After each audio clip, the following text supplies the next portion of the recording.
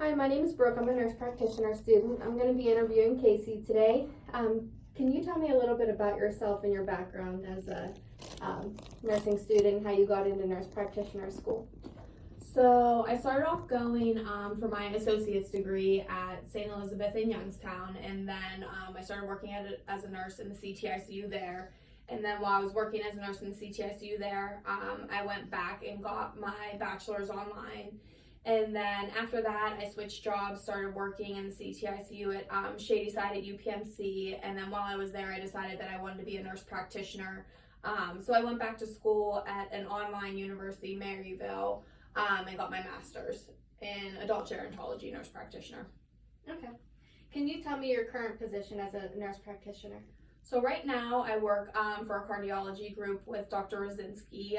So I still practice as an adult gerontology nurse practitioner, but working in a cardiology field.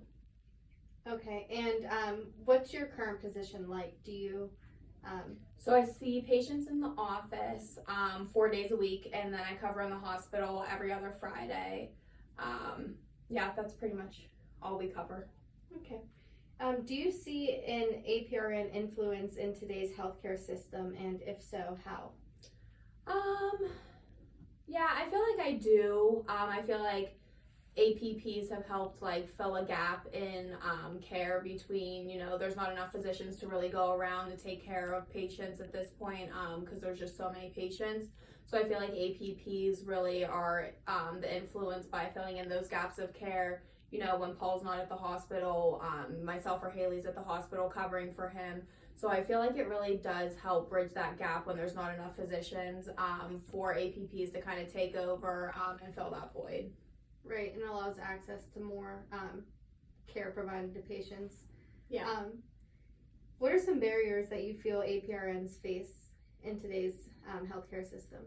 I would say the biggest one would be when patients don't kind of see us as an equal to physicians. I mean, we're not really an equal to physicians because they go through so much schooling. Their schooling's, much different than ours, but we do the same thing in a sense. And so I feel like a lot of times, particularly if you're new to a practice, patients really don't seem to trust you yet versus a new physician coming to a practice. They trust them right away just because they're a physician, whether they're a good physician or a bad physician. Right. So I feel like the biggest barrier is the fact that, it takes a while for them to kind of gain our trust because they don't quite understand a lot of times what a nurse practitioner is. A lot of patients I have are like, oh, so you're a nurse. And I'm like, well, no, I am, but I'm also do more than a nurse. Right. I work the same as a physician does. So I feel like that's kind of the biggest barrier right now. Okay. What would you like to see, what kind of changes would you like to see for APRNs in the future? I think a big shift that would be beneficial for Pennsylvania would be to go to full practice authority. Right now, we're not one of the states that does have full practice authority, even though they're kind of in the process of trying to get it to be that. Mm-hmm. But that is one of the big things that does differ from us and a physician's assistant is, there is the possibility of us being full practice authority. Other states have it. And then it kind of expands care to a lot more patients because you're not worried about having to find a physician to collaborate with. You can open up your own practice. A lot more patients can be seen, can be taken care of. So I think at the end of the day, it would be beneficial for us to be full practice authority in Pennsylvania since we're not. Right.